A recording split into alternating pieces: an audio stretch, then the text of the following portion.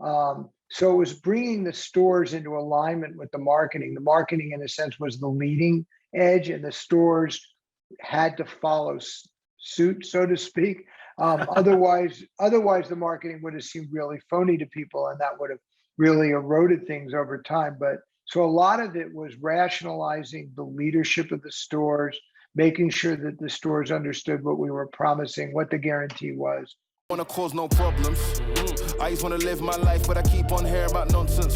Me and my dons ain't mobsters, but you know when you see imposters, we know how to read them faces, same way you know how to read them comments. If you wanna talk, let's talk, but right here, make sure you walk and your talk is constant. Well, hey everybody, welcome to another episode of the Death to Vanilla podcast. I'm your host, Stephen Burkhart, and I have an amazing guest on today. His name's Charlie Bressler.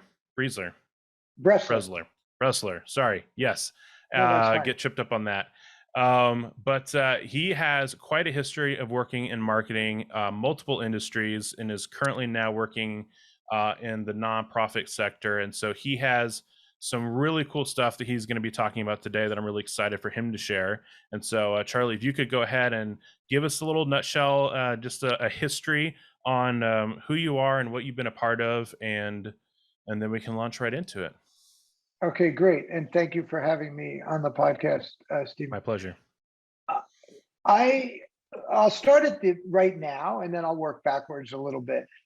Currently, I am the co-founder of an organization called The Life You Can Save that was started by Peter Singer, who's one of the most famous philosophers in the world, an ethicist, who makes the statement in a book called The Life You Can Save that was originally written in 2009, but we redid a 10th anniversary edition in 2019, which actually is available on our website at thelifeyoucansave.org. You can download the book for free, and it's been read by a number of celebrities if you want to have it in an audiobook, including Paul Simon, Kristen Bell, Stephen Fry. So a lot of you will like to listen to it. Some of you might like to read it. But the argument of the book is that if we can afford to help other people, we should be less concerned about where they live and more concerned about the impact of our donations to help them.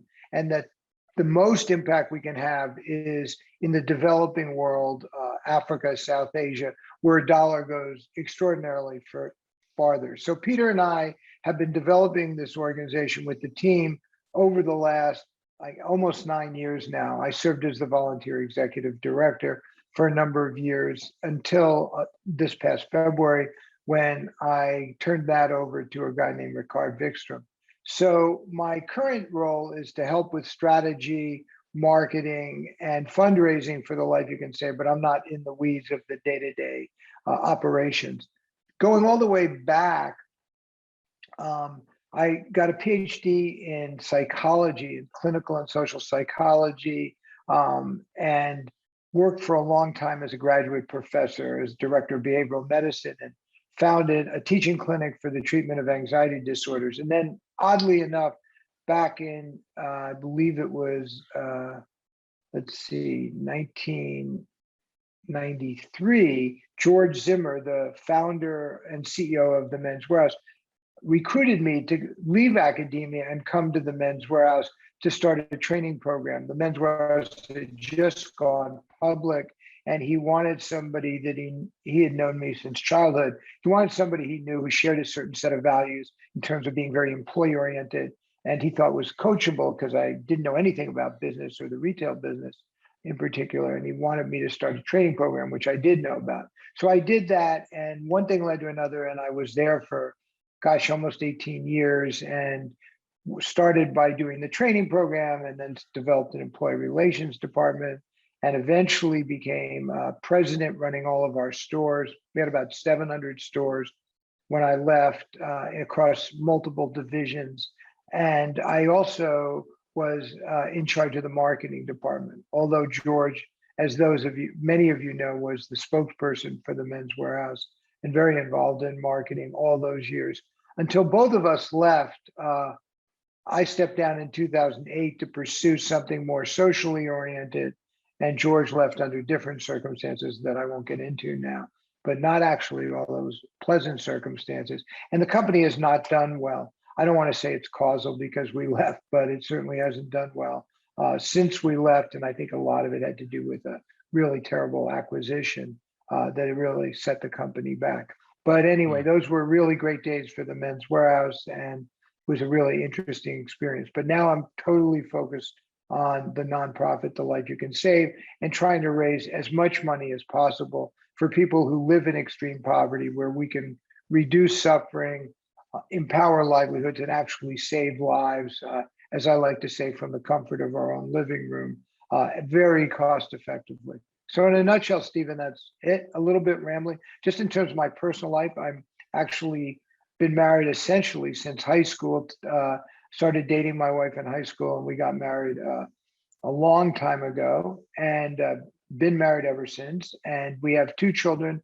I have a son who has a daughter and a partner. They are organic farmers, and they live a mile away from us here on the northwest corner of Washington State, near the Olympic Mountains. And I have a daughter who doesn't live that far away as the crow flies, on the Canadian border, who is a senior county administrator in one of the agricultural counties, again in northwestern Washington. She also has a child and a husband. So very close family, spend a lot of time with my family and of course with my wife. And as far as hobbies go, I spend a lot of time walking. I'm kind of a long distance walker, and reading and watching and streaming European soccer on television. And those are kind of my hobbies, and that's who I am, and really excited to be here today. That's cool. Actually, so just before the pandemic happened, I think 2 Februarys ago, I actually had an opportunity to go to Washington, and what a beautiful state. And I managed to somehow time it where it was less cloudy than normal, because I was over in Seattle, and so I got to actually see the top of Mount Rainier, which apparently is a pretty rare occasion. And so they joke that I brought my Arizona weather with me, the fact that it was actually visible. And so, but man, I got to do some like nature hikes, and of course visited the public market, and kind of that, it's a little touristy thing to do, but it was really cool. But man, what a beautiful place. So I'm a little jealous. It's a fine place to live. At least, it is, especially if you enjoy long walks, right? And by the way, I live at the base of the other mountains, not the Cascades where Mount Rainier is, but they're beautiful mountains in the Olympic Mountains. But it is true that you can see both Mount Baker in the Cascades and Mount Rainier most days. We do have a lot of clouds, but they are visible more than that. But we do like to discourage people by talking about how terrible the weather is here, and that way we won't have quite the influx of all the Californians coming here. Yeah, we are taking all of them, as far as I understand. So it's a pretty mass exodus into our state. So we can't even build homes fast enough for people to live here. So it's a wild time we live in. So it's really interesting to me. Like one of the first things, even before we get into the whole like marketing aspect of it, that I'm like really kind of surprised at. I'm guessing it's just really good relationships that you made, but you really jumped in between some like really seemingly unrelated industries, right? So you're in the academia world, and then somehow you're working at a retail store, which apparently is because of a lifelong friend. And then you're jumping from that into nonprofit. It just seems like these completely different worlds. And on this, at least on the outside perspective, it seems kind of interesting. Like I feel like people usually just kind of stay within their wheelhouse, and you've really jumped around a lot. So has that been just kind of like a stroke of luck, or just has your love of serving others really helped make those connections, or how has that kind of worked for you? I don't know if it really stems from my love of serving others. I think certainly the work that I'm doing now with The Life You Can Save comes from a real sense that I can make an impact in the world, which I think is just a wonderful feeling. And it helps me feel like I'm living up to my own values, maybe more than any other time in my life, except raising my children and trying to be also a good husband and a good executive at the Men's Wearhouse. But so I think a lot of now is driven by a real strong desire to live up to a set of values I've had all my life, but really wasn't doing very much about. So the transition from the Men's Wearhouse and stepping down as the potential new CEO to follow George, and putting that aside was really easy for me because I was 59 when I decided to do it. And I felt like if I didn't do something more consistent with my own values, I never was going to.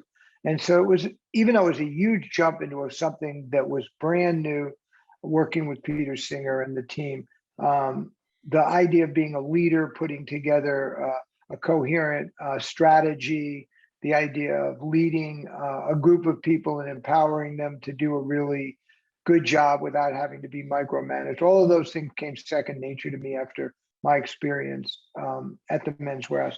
As far as the transition from being a behavioral psychologist to the Men's Wearhouse, the behavioral psychology guided the training program that I started for the Men's Wearhouse. So it was a big leap, and I didn't know very much about business or certainly tailored clothing, but I did know about how to motivate people to do a good job and get over their anxieties, which is exactly what the training program was. So if somebody only sold one pair of shoes, they could learn to sell 2 pairs of shoes. If they only sold 4 suits a week, they could learn to sell 6 suits a week.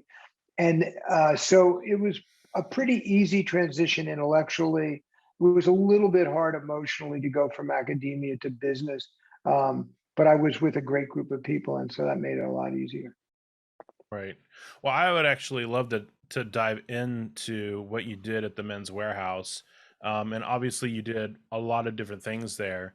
But as far as, let's talk a little bit about the transition they made. So you walk into the situation where, you know, the place is already up and running, right? But then you're starting to implement some of your psychology into their marketing. What kind of things did you start working with and changing first, and kind of like repositioning how it is that they talked about their business? So as far as the marketing go, I was involved much more in the continuity of the marketing that had started by George Zimmer and Rich Goldman, who was his co-founder. As far as the way the stores ran and the sales program, that was where I was much more innovative than in the marketing. But since the focus here today is marketing, let me stick with the marketing and talk about what George and Rich had decided to do and why I think it worked so well for so long. What they decided to do was to put the stores in secondary locations where there was not this extraordinarily expensive rent, like in the regional malls.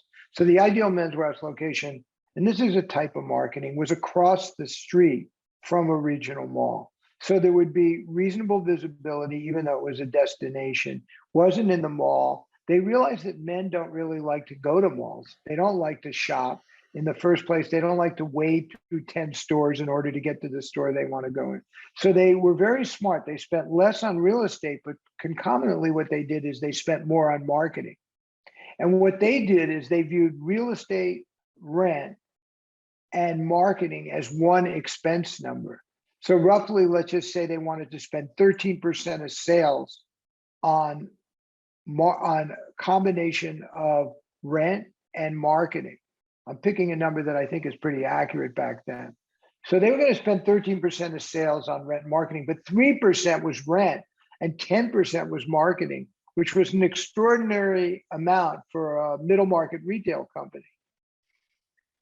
And they did a lot of branding advertising in those days. This was before the sales dominated retail, before the internet.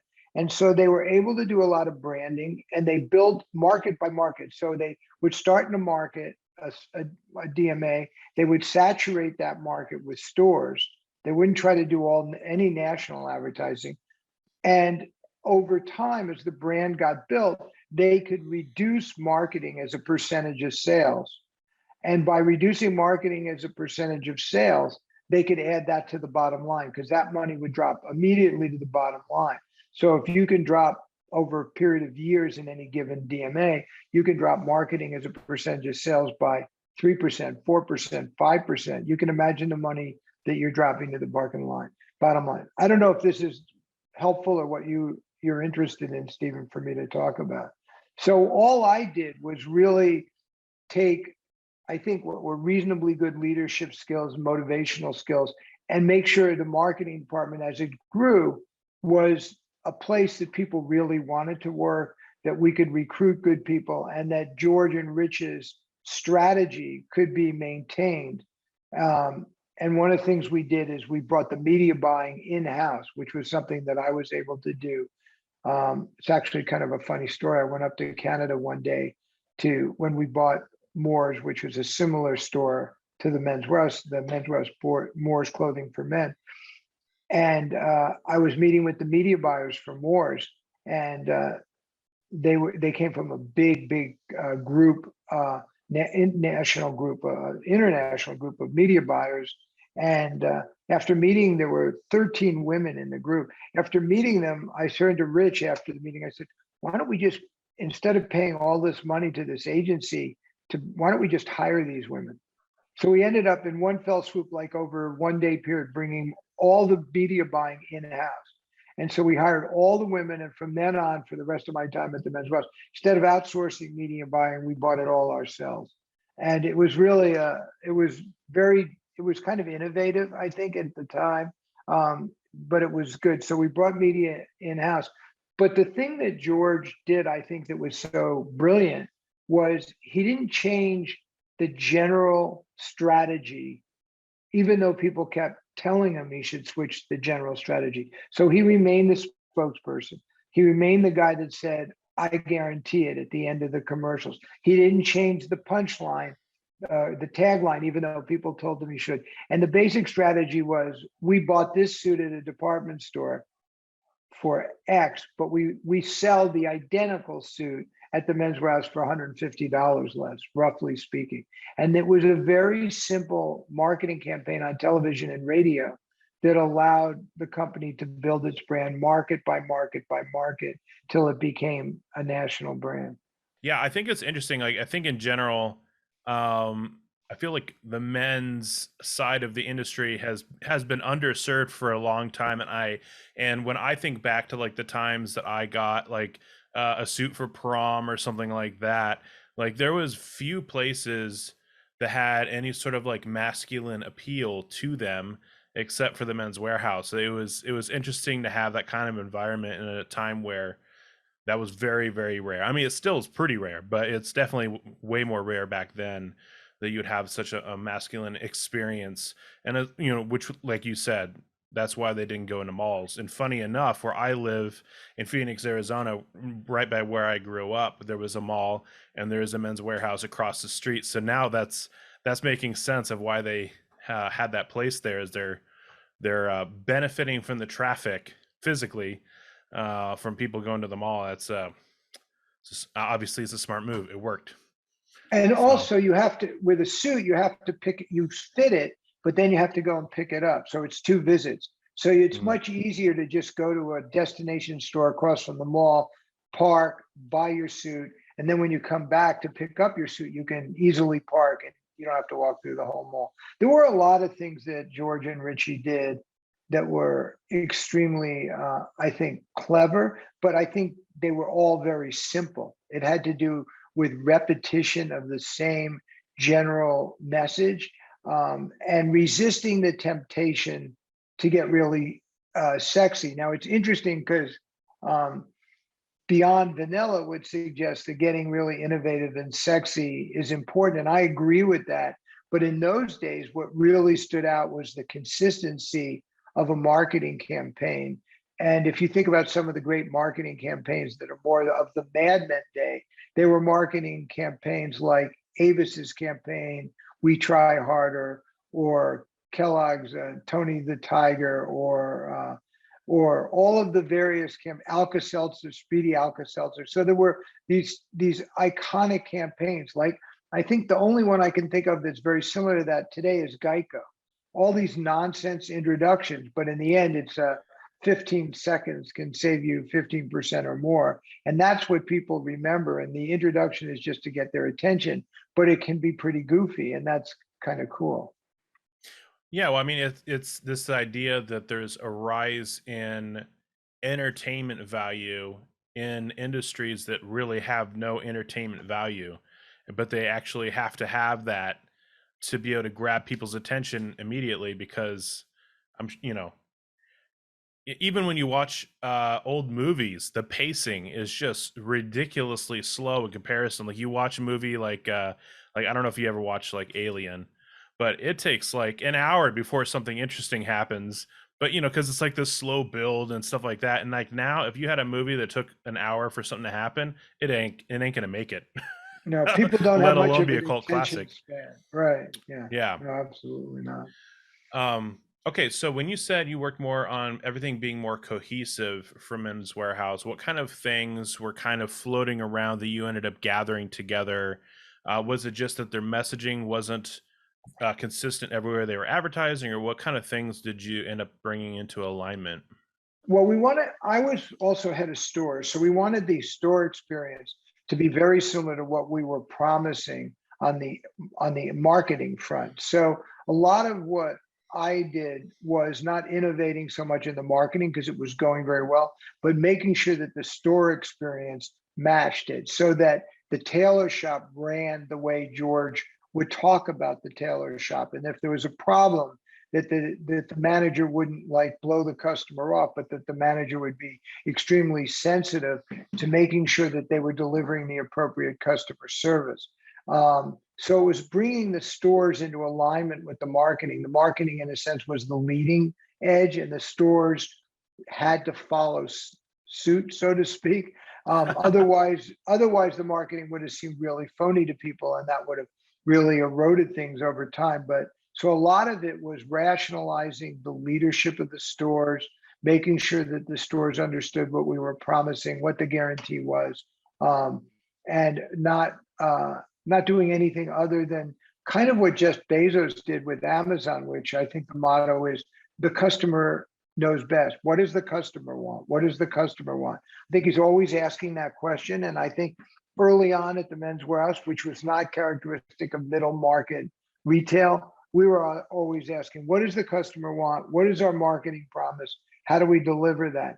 And how do we bring best practice from store in Phoenix, Arizona, to a store in Portland, Oregon, to a store in Ann Arbor, Michigan? How can those stores be consistent? There was an old Holiday Inn ad that I remember that maybe some of your older viewers remember called "The Best Surprise is No Surprise." That was the tagline for Holiday Inn. And it was a really wonderful thing. It was they're basically saying, look, all of our inns, all of our motels are similar. And when you're traveling, the last thing you want to do is walk in someplace and like have it be horribly different. And so I think what we accomplished at the Men's Warehouse, we had a marketing program that made a particular promise. And then we delivered a store experience across hundreds and hundreds of stores throughout the country that would deliver on that promise and that experience. So what other marketing things did you guys do? So you said you brought media buyers in-house. So, and I remember seeing TV commercials all the time. But what kind of like other marketing stuff did you guys do as far as like physically, Okay. digitally?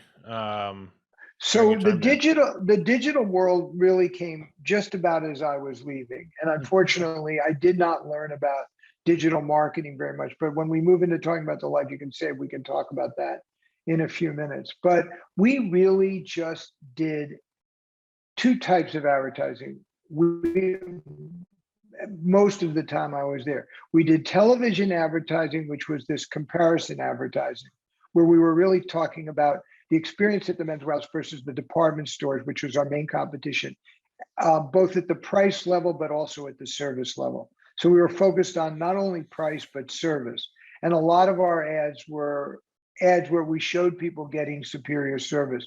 The branding ads were much more about the service and about the store environment. So we did a whole campaign. I can't remember if this was my idea or not. It might have been, maybe not. I don't remember. But we did a campaign called the Myth Series. And the Myth Series was all about these various myths about the Men's Warehouse, like that the Men's Warehouse is a warehouse. And we had a picture of this big warehouse, W-A-R-E instead of W-E-A-R. And we said, no, the Men's Warehouse isn't a warehouse. It's a fine specialty store. So the ad went from being in a warehouse to being in a specialty store. So we were trying to debunk the myth that we were just a cheap warehouse where you could get clothing, that in fact, we were a middle market retailer, but we had the service that you could expect at Nordstrom's or any of the more upper end stores. So that was one campaign. We called it the myth campaign, and it would be flash up at the beginning, it'd be like myth number 11. And there were all these different myths, but what we were trying to do was anticipate the criticisms that our customers might have, or more specifically, our non-customers might have, and then subsuming that criticism by identifying the potential concern and then showing why that wasn't the case. So a lot of it, at least in my mind, and this is probably my psychology, was anticipating the concerns that customers or non-customers might have, and then subsuming them by attacking in a clever commercial, hopefully, the very thing that they were concerned about, and saying, not coming right out and saying, oh, you're concerned about this, we are this, but knowing underneath what they could be concerned about and just showing an ad that would violate that concern. And I would urge marketing people in general to try to anticipate and subsume the concerns that the people might have. For example, if people are having bad experiences with the supply chain in any retailer, they might be worried that they're going to get something from China and the quality is going to be crappy.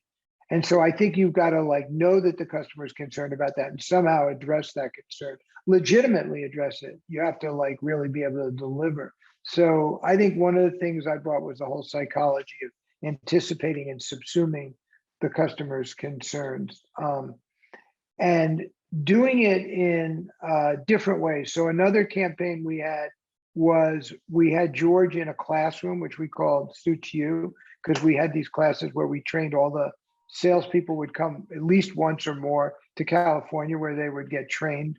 And George, in this commercial, we simulated a training class with about 25 people, and we gave people questions to ask George, and then George would just ad-lib improv the answer, and then we would of course edit it. But it had this feeling of George, what about the customer who comes in with this, or what about the customer? So I did those ads with Rich Goldman and Jamie Maxwell, who was the vice president of marketing. We did those for a few years and we got a lot of mileage out of it. But then I remember in one year, I think it was maybe 1997, our sales dipped, and we'd been running these Suit You ads for a while. So we hired an agency, which we really hadn't done in a long time.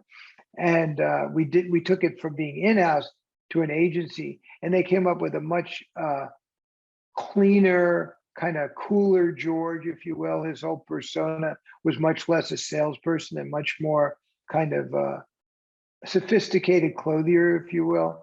Yeah. And that transition drove our sales for many, many years up. So it was like we had done a good job, but then we hired somebody because we'd hit a wall and they could do a better job. And so that was kind of another experience.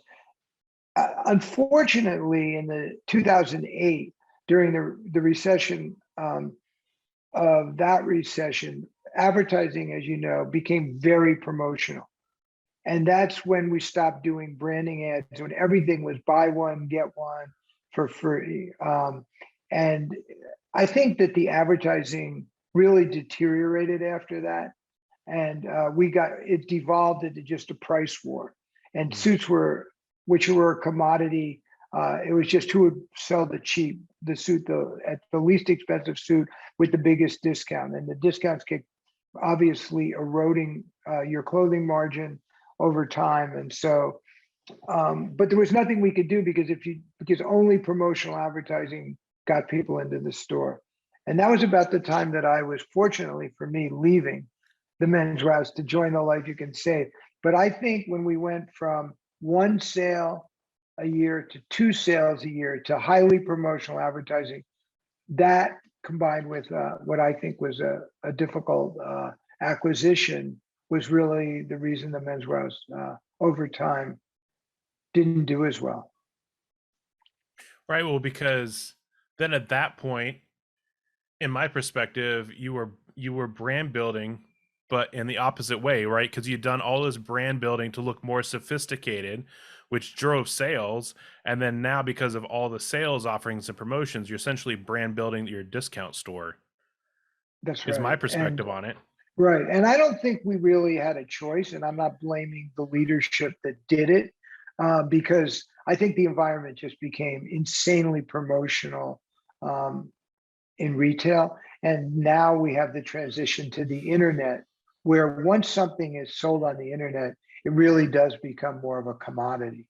And it's just people can look for price. And if you can get the widget for 18 cents less than you can get the widget on another site, and obviously we have Amazon. And if you ask anybody at Walmart or even Target these days what their number one competition is, they would definitely say Amazon. Everybody would say Amazon. So it's very, very different. I don't know how much retail advertising Burkhart advises on. Not much, not specifically with retail. Um, but what You're I lucky. do, but what, I mean, well, what I find interesting is because of the fact that there's this like war in the digital space over price and convenience and stuff like that. It really blows my mind that more stores haven't focused on experience, kind of like what you guys really did initially to make sure the in-store experience was consistent and good. It's like I walk into places all the time where people are grumpy, or the store isn't super clean, or it's not organized, or they're just not offering anything unique. And it's like, if the competition is so fierce and really the experience that you have in person can be a defining factor, then why are you phoning that in? That just doesn't make any sense to me, and I think is a real disappointment. And especially coming back from like the post-COVID stuff, is a lot of businesses have had a really hard time, I think, um, really brushing up on their their in-person experience, which, like you said, is one of the, in my opinion, one of the most primary differentiators between them and another business. Because like you said, if they just find something for a couple cents cheaper or a buck cheaper, they can get it a day sooner. Why wouldn't they? Right. And I think that part of George's brilliance, if you will, that a lot of us then carried forward for him, because he became less and less involved in the day to day of the business, as all business people do as their companies grow from 100 million to 1.5 billion, which is what happened during the time I was there. But he hired leaders, and I selected leaders, and other people selected leaders that treated employees extremely well relative to other retail companies. And we built this culture, and George had started it, but we built this culture where people really felt that the company cared about them, and they felt like they were part of something that was fairly significant. I mean, I don't want to make too big a deal of it. It was just a business, but it was definitely abnormal for retail. And when we took over Moore's in Canada, which had been a largely promotional newspaper ad driven business, and put them on television, and we started having all these annual meetings and bringing store managers to California or to locations within Canada for these summer meetings we did, and really started treating employees differently, because at Moore's it had started as a factory-based business that had retail outlets, and we were a store-based business that had a factory, only one. Most of our factories were in other locations.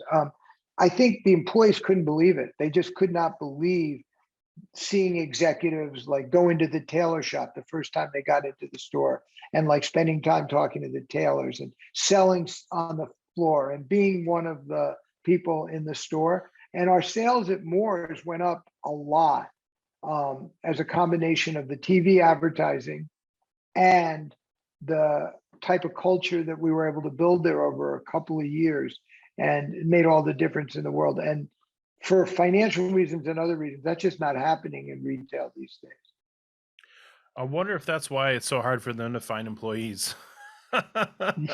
It's certainly got to be part of it. You read all these articles about why it's so hard to find employees. And I know, Republicans in general were saying it's because the Democrats paid people too much during COVID, and they weren't incentivized to work. And Democrats have their own theories about why people are having trouble finding people.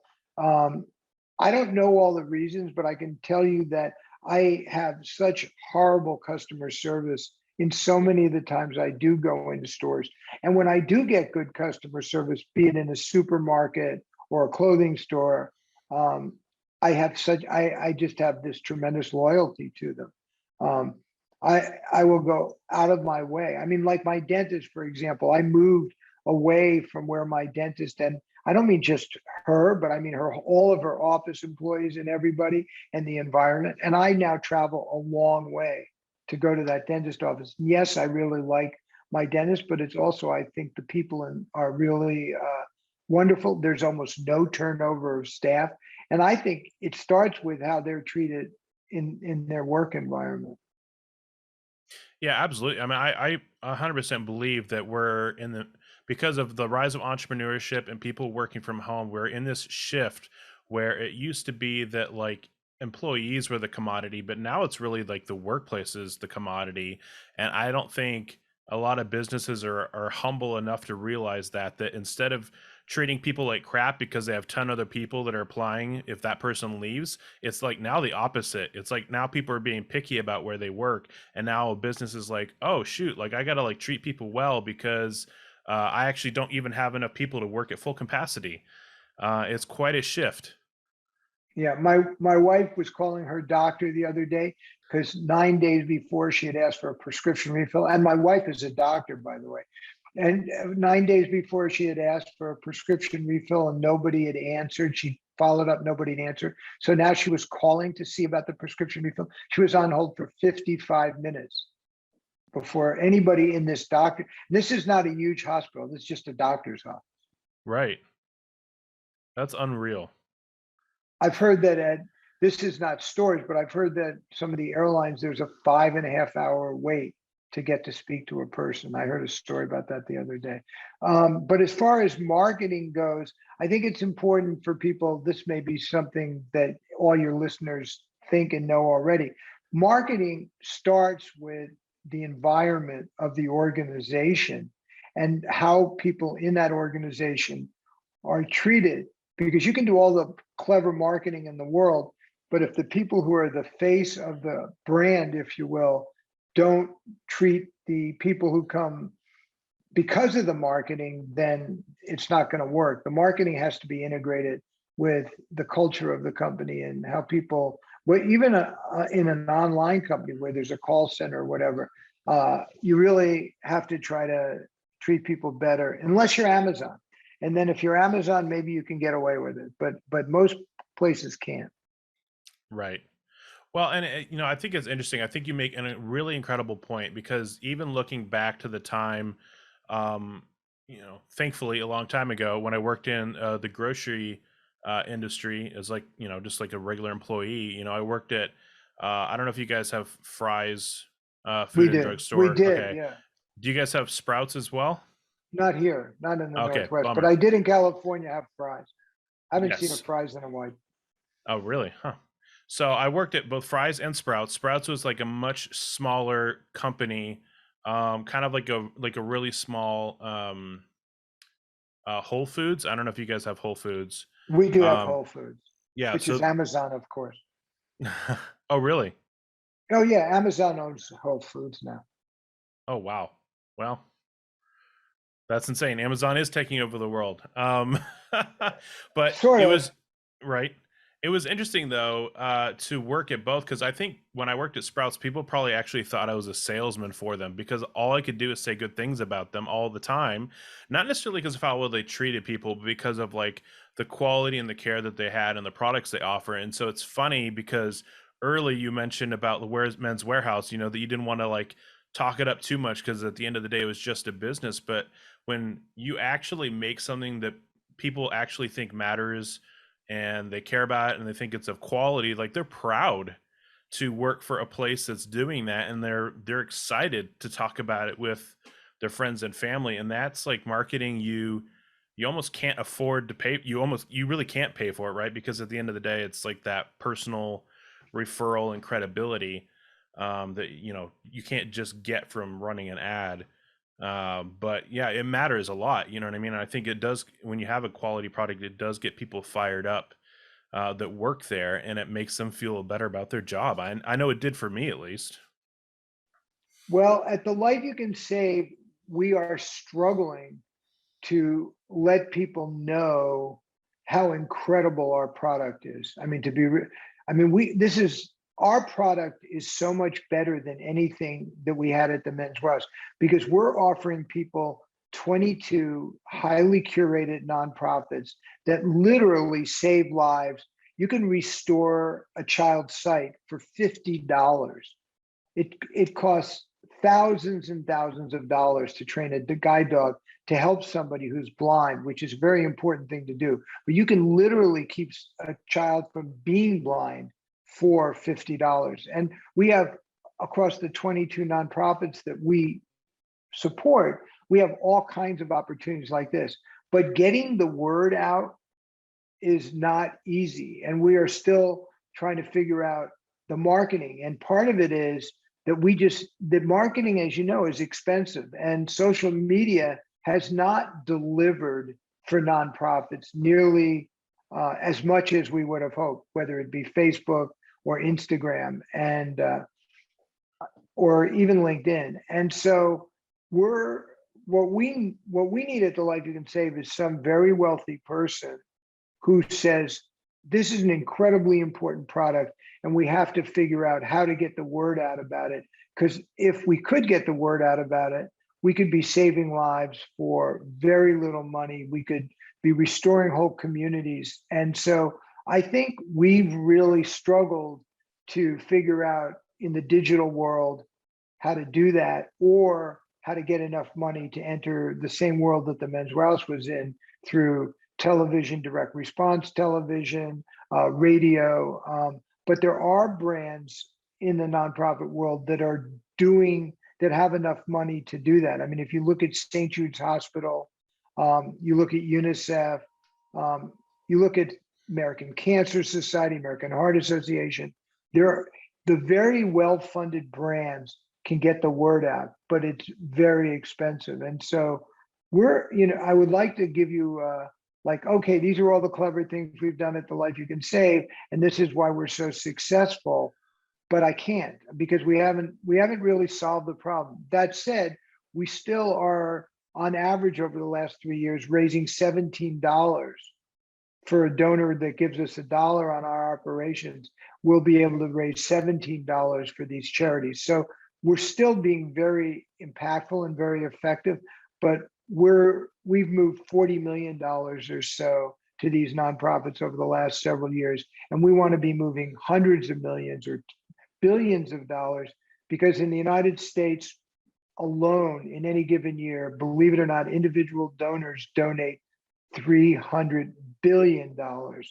And so, we believe that if we're supporting some of the most effective nonprofits in the world, helping the neediest people in the world living in extreme poverty, we should be getting a good chunk of that 300 billion, and we're obviously not. So that's the challenge for us as a marketing group right now. Right. No, it makes sense. I know earlier when we talked, you said you were going to share a couple of things that weren't working for you guys, which I was blown away by, because most people don't talk about that. So if you're able to maybe if you can contrast a couple of things that maybe have worked a little bit better, maybe things you tried and made a little bit of a shift and then they worked a little bit better, even if they're not performing maybe necessarily your standards. I would love to hear some of the things that you've worked on and tried and just like that, because I know a lot of people share common frustrations with things not working. So I think you'd be... Yeah, I'd happy to talk about it. And sorry to interrupt. No, go for it. So let me start with one type of marketing that didn't work, and then how we transitioned and how I think we can make it work. So I got an offer to do a billboard in Times Square, and it was very cheap.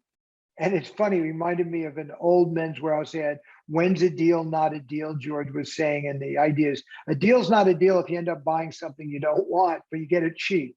Right? So that's when a deal is not a deal, right? Like on sale. And this was an ad we made when we didn't have a lot of sales. So George was going up against, okay, you can get this thing for cheap on a sale, but do you really want it?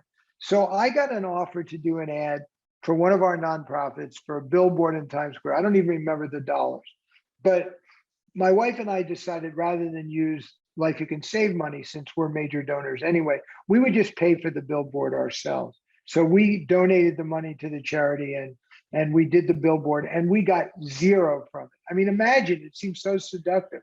We had a single billboard in Times Square with a QR code, huge billboard like 43rd Street and Broadway or something.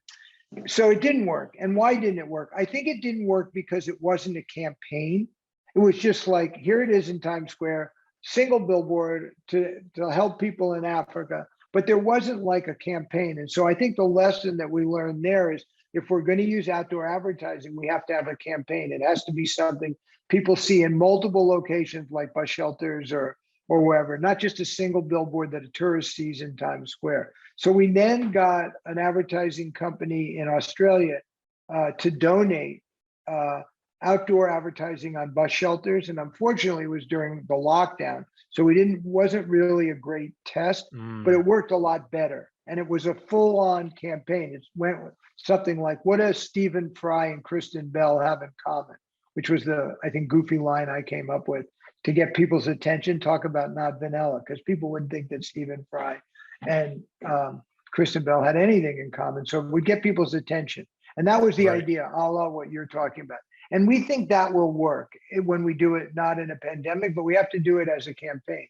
And we can do, what does Paul Simon, who's another one of the readers of our book, have in common? And you can keep with the same theme. So what we learned is single, well-placed billboard, not likely, to do much unless you could say, win a free date with Kristen Bell, download the QR code. Maybe that would have worked better, but we couldn't do that. I'm flying to New York right now. Yeah, right, exactly. So, so that was one thing that didn't work. Then another thing that didn't work was last giving season, which is mid-November through the end of December in the United States. We decided we would do podcast advertising. We had a grant, quite a large grant that we had gotten after a lot of hard work. We got a grant for close to $1 million to do a lot of different things. And one of them was podcast advertising. So we spent $80,000 on podcast advertising, but we didn't get in the right podcast. We relied on an aggregator who claimed that, they were going to get us a great deal and they were going to put us in a lot of wonderful podcasts. Well, what has worked for us is making sure we get in the right podcast. So when Peter Singer, who's very well known, is interviewed by Ezra Klein, that brings a lot of traffic and that gets a lot of donations. So what we've learned is we need to be a lot more patient. And even if we have to pay a lot of money to be in a particular podcast, we need to be in the right space for what our message and who the right viewers are. So podcast advertising is something like outdoor that we believe can work, but it has to be done properly. So that's something we did that didn't work, the $80,000. But now we just need to figure out how to get into the right podcasts. So podcast advertising is something that we think can work. But I believe that we need to test a lot of different channels, not just digital channels like Facebook, that as of now hasn't really worked that well for us in terms of a positive ROI. It looks seductive because it's cheap. You can advertise on Facebook or YouTube. It's not that expensive. But then I think we're doing a test now on YouTube with some really cool videos in Portland, Oregon. And we're just testing it because we haven't done YouTube advertising before. And we're going to spend $6,000 in Portland over a period of 6 weeks to run this podcast advertising. So you'd have to stay tuned to see if it can work. Another thing we did, I'm all with this stuff that didn't work. We sent out 50,000 postcards with the message that you could download the book. If you come to this page, you can download the book for free. Out of 50,000, we only got 39 people who downloaded the book. I mean, if you want to do the math on 50,000, 39 divided by 50,000, there's a lot of zeros before the first number, right? Yeah. 0.000. So it didn't work. It was cold. It was just a list that we put together of high net worth people, high net worth zip codes around the United States. And but we believe there may be a way to do direct marketing, but we haven't found it yet. we think it'll work a lot better if we get warmer leads and we send them to people who've shown some interest. So I think the message I'm giving is I'm a huge believer that marketing in the nonprofit space works. You can look at St. Jude Hospital, you can look at UNICEF that built this great brand. You can look at American Cancer Society, American Heart Association, all these other brands. It does work. But the unfortunate thing is you need a fair amount of money to test your way into it. Somebody said, well, Charlie, what would you do if you got $10 million? And I said, if I got $10 million for marketing, I'd lose $2 million right away. But then I'd really do well with the next $8 million. Because I don't think you can market. I don't care who you are, Men's Wearhouse or whomever. You can't really market without testing your way into it. And you've got to figure out what works. And so I think if I were to leave with one message for nonprofit, market, definitely market, be prepared to test and see what works and what doesn't work. I mean, let's be honest. Like when you run Facebook ads, Facebook is testing. Like they show your ad in front of all these different people so they discover over a period of time what is resonating best with what certain kinds of people. And obviously they have like AI learning where like their computer itself is learning as they go. But I mean, at the end of the day, everyone's testing, including the platforms running your ads. Right. So it makes sense. If you had to speculate,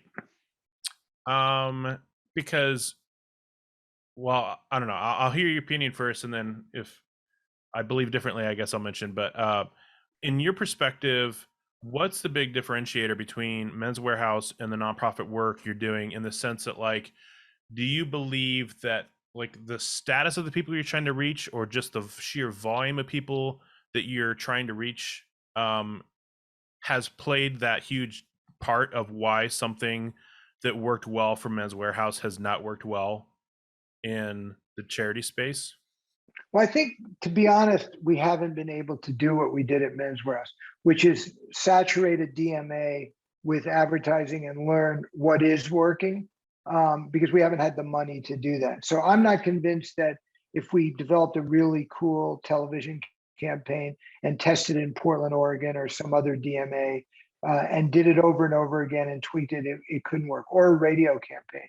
By the way, the radio we ran that was highly successful at the Men's Wearhouse was customer testimonials. And we could even do something like that for the Life You Can Save. We can say, you know, I never really gave to charity very much, but then I gave $5,000 to save it. And I realized that 100 children had their eyesight restored. And I've seen videos of those children and it transformed my life, or something like that. I mean, we haven't had the money to do that. But the other thing is, if you're going to advertise, it's nice to advertise a product that people want. And the thing is, we're advertising something that a lot of people don't want. If we're advertising, give your money away and help somebody. They say they want it, but actually putting their money where their mouth is really different than saying you want to do good. I think what we have to show people is the actual impact, because I think it's very abstract. So buying a suit, as unsexy as it is very concrete. Saving a child's life in Africa is very abstract. And I think in many ways, that's one of the big differences. I'm interested in your opinion, Stephen. Yeah, I guess for me, I was just, well, there's two things I'm thinking now that just even inspired by what you were saying right then is, originally I was just thinking, you know what, like lots of people had to buy a suit, right? And so essentially you have a really large, like, top of funnel that you can start getting people into, which is why you can run a TV ad, because, like, you know, in my opinion, for someone to feel good about donating a chunk of money, like they've got to be doing pretty well. But like for a lot of people, especially, you know, back in the day of, like, especially in my dad's time period, like it was really normal that you wore a suit to work, like super normal. So like lots of people had to buy them. And so like your top of funnel was just really big. Whereas I feel like the top of funnel with the Life You Can Save is actually pretty stinking small in comparison. Like I agree. One out of every, you know, 100,000 people or something like that is actually going to be one of those people that donate, as opposed to 1 out of 5 had of a suit. Maybe Yeah, not I don't know anymore, if it's but 1 out of 100,000, but it is a smaller funnel, particularly if you're just choosing the most effective nonprofits, because they're in Africa and South Asia, and 94% of all the donations that occur in the United States are domestic. People really believe that charity begins at home. So our funnel is by necessity a lot smaller because we're only talking about international donation. And so right there, the funnel is even smaller than you might have thought. It's not as small as 1 in 100,000, but it's only, in terms of current people donating, it's only 6% of the people who are donating to charity. right. In Well, and dollars. it's like, yeah, well, even in the direct mail thing, it's like if I'm a super high net worth person, I probably have like a maid, and the chances of them not throwing that away, I don't know. It's tough to say because there's no context for why they're receiving the mailer. It's like, It's right. And that's right. And we won't do that again. Not like that. right? I bet not. I was massively shocked how few people downloaded. I expected there to be a lot more than that, than 39. But but at least you tried it. At least you know. But you know what? It's possible that will turn out to pay off, because we have 39 emails now of people who downloaded the book. If one of those people donates a lot of money, then there'll be a positive ROI. I mean, it's odd because it's like looking for a needle in a haystack, but 1 out of 50,000 could make the whole thing productive. It's kind of like a crapshoot, Yeah, I guess in that sense, like if you have their email, that is incredibly valuable. 39, but I don't know that I want to pay the money we pay to get 39 emails. I think I'd try something different next time. Right. No, that makes sense. I think one of the reasons we don't know more about advertising in the nonprofit sector is people don't talk about it the way I'm talking about it now. I mean, people don't want to talk about what didn't work. They don't even want to talk about what did work. There's a sense of competitiveness. And so I just don't, there isn't a lot of discussion about marketing in the nonprofit world. And that's part of the problem. But I appreciate your letting me talk about it. When I was a psychologist, I worked with a doctor who believed that he could make a diagnosis of a certain type of pneumonia just clinically. He could literally, I mean, I'm not going to get into the details, but he believed that he could make a diagnosis in a completely unconventional way and that he would have a very high success rate. So we examined 250 people that he diagnosed as having this mycoplasma pneumonia. And then we looked, there's a gold standard test. So we looked to see, of the 250, how many actually had mycoplasma pneumonia, the ones that he said did. Do you know what the number was? 0. And he still was willing to go to a conference with me and put that paper out there. And that guy had a lot of courage, I think. Wow. Yeah, that's I feel like that's a good way to bomb a career, but Well, he was a doctor. He wasn't a researcher. I mean, but it was amazing that he was willing to do that. Yeah. Well, I mean, at least he tested it, but yeah, right. A little shocking he went and talked about it after finding the results of the test. Well, I was the one who wrote it up, not him, but yeah. Oh. Well, it's just interesting, and at the end of the day, I think it's the nonprofit world and charities and ministries and all these things have such a weird dynamic going on, because things like marketing or business or all that can be such dirty words in those industries, and yet they are the very things which make them successful. You know what I mean? At the end of the day, a business can't make an impact if it doesn't turn a profit, and there aren't committed people running it, and the organization isn't structured in a way to maximize the use of the funds. And I mean, like, it's all interconnected, but people just don't want it to feel that way. And it's like you said too, it's like a lot of people talk about wanting to be generous or giving and stuff like that, but they just don't. And so it's like this weird, like, warped reality that I think exists a lot in the nonprofit space, where it's like, people think of themselves as more generous than they are, and that's a problem, and that's a challenge, and that's something that you as a psychologist have to work through and figure out, like, how do we work around that? Because these people really do think they're generous, but they're not. I mean, some of them are, right? But I think that we have to make the impact of their gifts more real to them. And we Yeah. have to run our nonprofits the same way consumer packaged goods companies run their. If they think marketing is a dirty word, then I think they're making a big mistake. They're always going to have minuscule growth rates. I think the growth rates are going to come through really proper marketing. Well, I know it was really interesting. I ended up seeing a YouTube ad for Charity Water. The ad was 30 They've minutes done great. long. Yeah. Well, Oh. Charity Water has Matt Damon. They have a good product, and that's that's really different. They have a lot of money, I think. Yeah, they do have a lot of money. Because I don't know how much it costs us run a 30-minute ad on YouTube, but I'm guessing it's not cheap. Well, but it was fascinating to hear them explain the story of it. we're spending $6,000 in Portland, Oregon alone for, I think, 6 15-second or 30-second ads.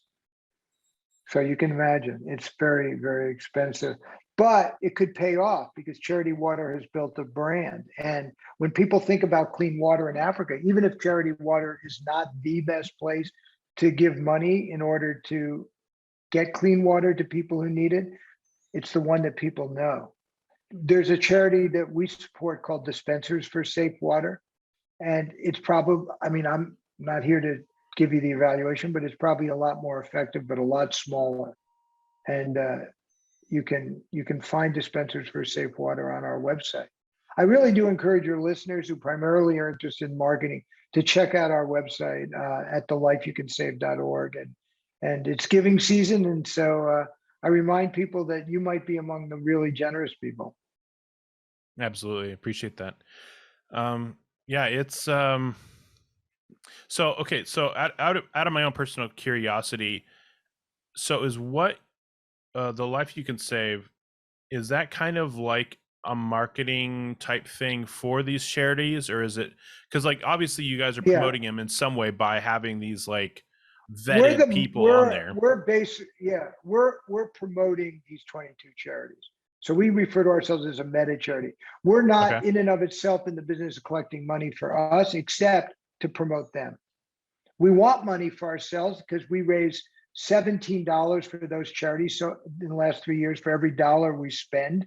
So we're a gift to the Life You Can Save is highly productive, but the whole goal is to raise money for them. Just my wife and I have given away a lot of money that I made at the Men's Wearhouse because we never even expected to make money. I did, as you can tell, I was a psychologist. George recruited me. So we were just very fortunate to get this money, and we wanted to give a lot away. But we've given 6/7 of the money we've given away has gone directly to the Life You Can Save, not to our recommended charities, because we need to support the organization in order to raise money for those charities. That's cool. Well, I mean, if if the marketing is as challenging as you say, then all of those charities, no matter how wonderful, probably need as much help as they can get making the, I mean, even if it's not just to get by, just to actually make the impact that they want to make, because unless they are, actively growing, then they're not actively increasing how many people they make an impact on, and that matters. So it does matter a lot to all of us and to the people who benefit from those charities.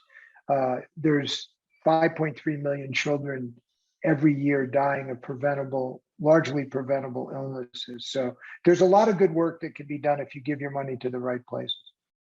Awesome. Well, just out of respect for your time, since we're going a little bit over, where can people reach out and get a hold of you and learn more about what you're up to? At Charlie, CHARLIE, at thelifeyoucansave.org. Charlie, CHARLIE, at thelifeyoucansave.org. Awesome. Cool. And we'll make sure to have links to the website and in any descriptions or bios in anywhere we post the content, so that way people can link over to it. So, well, thank you very much. I hope that all my talk of experiences in marketing that haven't worked are not discouraging people, because I can tell you what does work are the charities that we support. That's awesome. No, I really appreciate you sharing. It's been really cool. Just the fact that, like, you know, we live in such a digital world, and it's been cool to see, like, you talk about like the brand building and all of the shifts that have been made over the years. Like, you know, obviously we're always going to go through more and more shifts in markets, and so it's cool to know that the psychology and really the foundations of marketing remain true. It's just how do they express themselves in each new shift. Well, we were always told from the very beginning by George that we had to read David Ogilvy. So that's an old style marketing, but I suggest even in the digital world, maybe people read David Ogilvy. I think so too. Awesome. Well, thank you so much for being on here. Thank you. Right. Thank you. I wanna cause no problems. I just wanna live my life, but I keep on hearing about nonsense.